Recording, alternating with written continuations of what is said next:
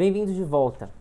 Essa semana a gente vai conversar um pouco sobre as vacinas de Covid-19, um assunto que está em destaque pelo menos nos últimos 6 a 8 meses aí na mídia. E dos pacientes hematológicos, eles podem ou não podem utilizar essa vacina contra o Covid-19? Então, no último ano e meio, nós estamos infelizmente no meio de uma pandemia, que foi vista a última vez perto dos anos 20, né? Então a nossa geração ainda não tinha passado por isso, por uma pandemia dessas proporções, com uma taxa de mortalidade extremamente alta, muita gente sofrendo, muita gente morrendo, que é a pandemia do Covid-19. Num esforço sem precedente, a comunidade científica conseguiu em mais ou menos um ano criar diversas vacinas contra a Covid-19. A partir daí a gente já pode começar a discutir alguma coisa. Então, assim, existiram vacinas que levaram anos para serem desenvolvidas e mesmo assim não eram tão eficazes. Por exemplo, a vacina contra o HIV já está há 30 anos em desenvolvimento e não se conseguiu uma vacina eficaz contra ela. Por que eu vou tomar uma vacina que em um ano foi produzida e foi estudada em apenas um ano? Porque as tecnologias são diferentes e o investimento científico foi diferente. Foi um investimento mundial de muito dinheiro, de muitas indústrias e muitos cientistas para produzir essas vacinas. A tecnologia de produção de vacinas tem sido cada vez melhor, tanto que agora nós já temos até vacinas para HIV em estudos finais para liberação. Então, realmente, apesar de ter sido feito em tempo recorde, elas são eficazes e elas têm se demonstrado seguras, né? Existem 3 tipos de vacina específicas de tecnologias que foram empregadas nas vacinas contra a Covid, e todas elas são seguras e todas elas se demonstram eficazes. Então, assim, aqui no Brasil, nós temos liberadas até agora 4 vacinas, né? A Coronavac, que é a do Instituto Butantan, junto com o laboratório Sinovac, a AstraZeneca, que é ela vem da Universidade de Oxford, na Inglaterra, a vacina da Pfizer, uma parceria com o laboratório BioNTech, e a vacina da Janssen, que é o braço farmacêutico da Johnson & Johnson, né? Estão em vias de serem liberadas outras 2, a Sputnik V, da Rússia, e a Covaxin, que é de um laboratório da Índia, né? Todas elas se comprovaram eficazes, comprovaram seguras. As primeiras 4 que eu falei já foram aprovadas, inclusive pela Anvisa, para uso nos pacientes brasileiros e já são usadas em grande escala em todo o resto do mundo, sem muitas grandes complicações, né? E elas demonstram claramente uma eficácia em desacelerar a pandemia, em reduzir de forma importante a taxa de transmissão e a taxa de mortalidade da Covid. Para vocês terem uma ideia, a eficácia da vacina da Pfizer e da Moderna, que nós não temos aqui no Brasil ainda, é de superior a 94%. A da AstraZeneca e a Sputnik V e a da Janssen, a eficácia varia entre 70% e 100%. E a Coronavac, a eficácia é acima de 50%.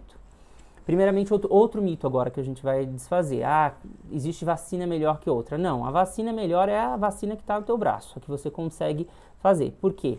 Até a Coronavac, que teve esses resultados que foram muito criticados, que são assim, pouco acima de 50%, já que tem algumas outras que chegam até 100%, esse acima de 50% se dá porque ela reduz a taxa de transmissibilidade, mas ela não impede que a pessoa que utilize ela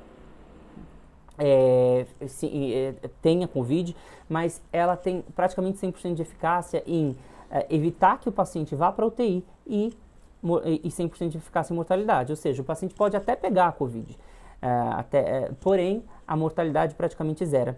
E a sobrecarga no sistema de saúde também cai muito porque os pacientes não precisam de UTI, né? Por isso que essa é outra coisa que a gente tem que conversar sobre isso. Até o momento, nenhuma das vacinas que foram liberadas são contraindicadas para portadores de doenças hematológicas, né? A Associação Brasileira de Hematologia e Hemoterapia, a BHH, ela sugere que todos os doentes hematológicos e os seus acompanhantes, as pessoas que moram perto e que têm contato com esses doentes hematológicos, se vacinem contra a Covid-19, principalmente por causa do estado da pandemia aqui no país, que ainda ela não está controlada, ainda nós temos um caminho pela frente ainda para conseguir esse controle, né?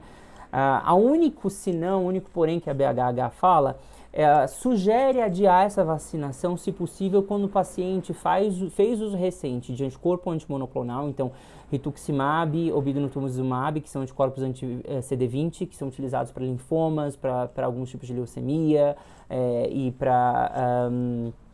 para doenças que sejam CD20 positivas, que usam o anti-CD19 inotuzumab, o anti-CD22, que é utilizado principalmente para leucemia linfocítica aguda, o blinatumomab, ou o anti-CD52, o alentuzumab. Eles pedem para adiar um pouco, pelo menos de 3 a 6 meses, para tomar, se puderem, né? Pacientes que fazem uso de imunoglobulina recente, pacientes com uso de globulina antitimocítica, chamado de ATG recente, paciente de anemia plásica, paciente com leucemia aguda, quando está fazendo o protocolo de indução de remissão, que é aquela primeira quimioterapia que eles geralmente ficam internados nos primeiros 30 dias, e pacientes que têm que usar corticoide em dose alta, por qualquer motivo. Então, nos casos de paciente com PTI, por protrombocitopênica imune, anemia hemolítica autoimune, qualquer outro tipo de doença hematológica que leve a um uso de altas doses de corticoide. Eles pedem para adiar, se possível, mas se não, pode fazer. Se sabe que, a única coisa que se sabe é que, assim, o máximo que pode acontecer nos pacientes hematológicos é que eles têm uma resposta menor a essa vacina, principalmente esses pacientes que estão imunossuprimidos.